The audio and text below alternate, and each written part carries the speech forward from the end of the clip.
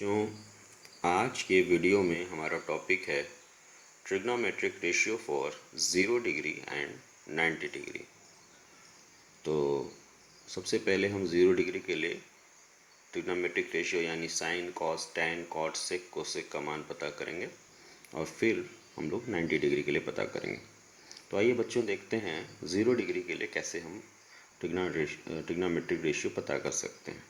तो इसके लिए हमने ये ट्रायंगल लिया हुआ ए बी सी, और हम क्या करेंगे बच्चों कि जो पॉइंट सी है इसको हम धीरे धीरे बी की तरफ मूव कराएंगे।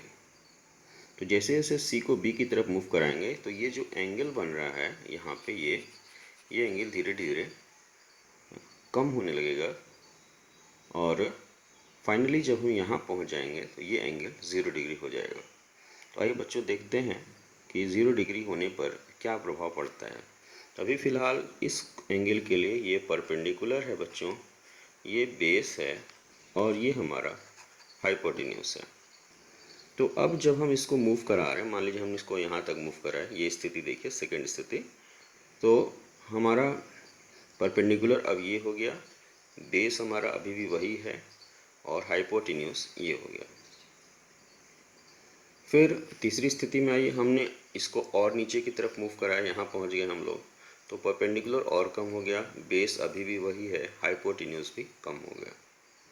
और फाइनली जब हम यहाँ पहुँच जाएंगे बच्चों तो परपेंडिकुलर हमारा 0 हो जाएगा।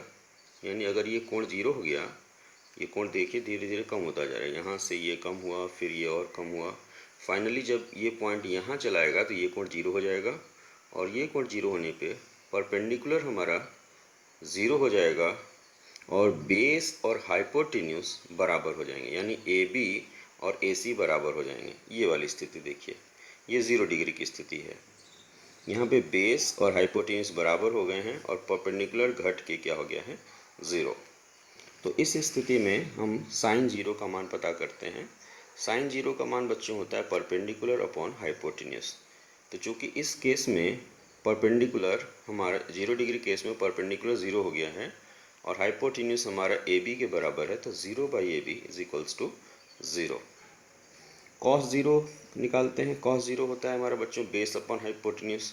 तो यहाँ पे 0 डिग्री के लिए बेस और हाइपोटेन्यूस दोनों बराबर हो गए हैं। बेस हमारा ए बी है, हाइपोटेन्यूस भी हमारा ए बी है, तो a b upon a b, तो कॉस 0 की वैल्यू हो गई 1।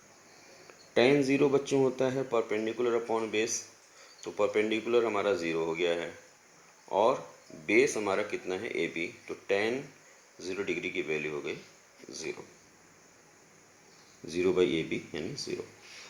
अब जो है कोसेक, सेक और कॉट हम पता करेंगे।